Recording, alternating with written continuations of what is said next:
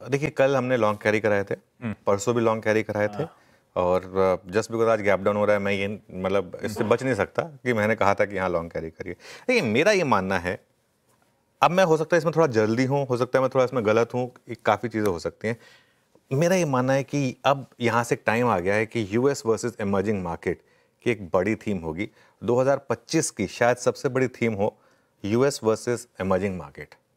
और एक चीज़ मैं आपको बताऊं, ये जो टैरिफ है ना, इसका शायद सबसे बड़ा नुकसान जो है ना, सबसे बड़ा नुकसान इन्हीं सज्जन को देखने को मिलेगा।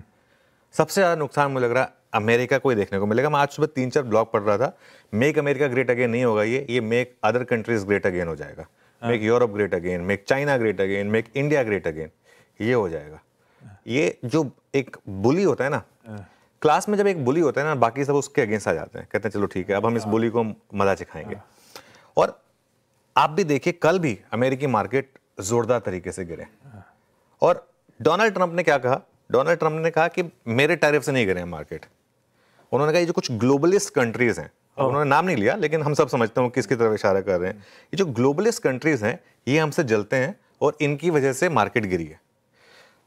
ये एक क्लासिकल इंडिकेटर होता है जब कोई अपनी गलती ना मान के किसी और को ब्लेम करने की कोशिश कर रहा होता है, ठीक है। उन्होंने ये कहा है कि हम काफ़ी अमीर होने वाले हैं और जो बाकी देश हैं वो इससे जलते हैं। अमेरिका ऑलरेडी सबसे अमीर कंट्रीज में से एक है ना, इसमें से किसी और को क्या जलने की ज़रूरत है। और एक और चीज़ जो डोनाल्ड ट्रंप ने कही कि मैं बाजार नहीं देख रहा हूँ। वैसे हम सब जानते हैं कि बाजार डोनाल्ड ट्रंप भी देखते हैं, हर कोई देखता है। जो बोलता है ना कि मैं बाजार नहीं देखता, वो ये बात भी बाजार देख के ही बोल रहा होता है। तो उन्होंने ये कहा कि मैं बाजार नहीं देखता और ना ही मैं बाजार देखकर अपना फैसला वापस लूँगा। ये एक पॉजिटिव चीज़ है, ठीक है। दूसरी बात, अब आप देखिए इस हफ्ते हुआ क्या है। इस हफ्ते हुआ क्या है, अगर आप यूएस मार्केट देखें और आप उसको कंपेयर करें इमर्जिंग मार्केट से, निफ्टी 1.9% ऊपर है इस हफ्ते, चीन 1.8% ऊपर है इस महीने, डाउ जोन्स 3% नीचे है इस हफ्ते। और इसीलिए कल जो यूएस मार्केट गिरी, सिर्फ उसकी वजह से आज शॉर्ट पोजीशन मत लीजिएगा, ये मेरा व्यू है। और इसीलिए मुझे लग रहा है कि शायद गिफ्ट निफ्टी भी यही कुछ करंट बढ़ना।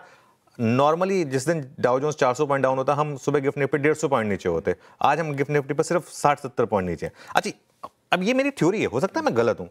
इसका मतलब समझे आप? इसका मतलब ये है कि शायद यूएस में एक टॉप बना हो आशीष, और बाकी देशों में एक बॉटम बना हो। इसकी पॉसिबिलिटी है, अगेन पॉसिबिलिटी है। मार्केट इवेंचुअली वही करेगा जो मार्केट को करना है।